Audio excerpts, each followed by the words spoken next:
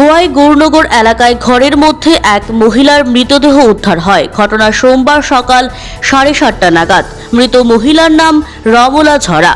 গৌরনগর এলাকায় পরিমল ঝরা প্রতিদিন তার স্ত্রীর সাথে ঝগড়ায় লিপ্ত থাকতেন বলে অভিযোগ।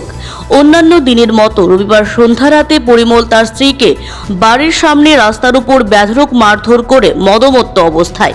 এর ফলে রক্তাক্ত হয় স্ত্রী রমলা। স্ত্রীকে মারধর করে রক্তাক্ত অবস্থায় পরিমল তার বাবা মঙ্গল ঝরার বাড়িতে রেখে নিজ বাড়িতে চলে আসেন।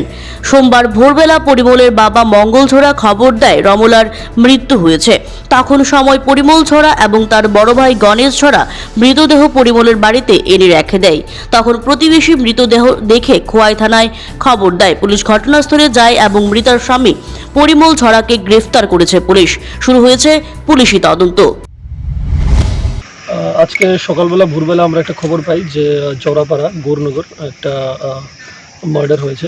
তো সেই ইনফরমেশন পেয়ে I along with additional SP, OC women and second OC Khowai, তো আমরা এখানে ছুটে আসি। এফএসএলকেও খবর দেওয়া হয়। তো ছুটে এসে আমরা ঘটনাটা তদন্ত করি। তো প্রাইমারি ইনভেস্টিগেশনে সেটা পাওয়া গেছে যে মানে জামাই আর বউয়ের মধ্যে ঝগড়া প্রায়ই চলতো। তো কালকে ওরা একটু মদমত্ত অবস্থায় ছিল। তো ঝগড়ার পর একটু হাতাপাই হয়েছে।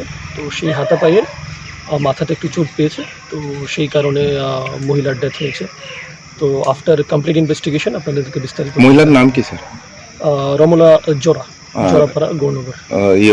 হাজবেন্ড কোন? পরিমল জোড়া। এখন কোথায় আছে হাজবেন্ড? হাজব্যান্ড আমরা অ্যারেস্ট করে ফেলেছি, খোয়াই পিএসে আছে। অ্যান্ড পরবর্তী তদন্ত করে আপনাদেরকে জানানো হবে। ওদের কি কোনো সন্তান ছিল স্যার? হ্যাঁ, সন্তান ছিল। Bureau report, Siri TV. Siri TV, channel for news and entertainment.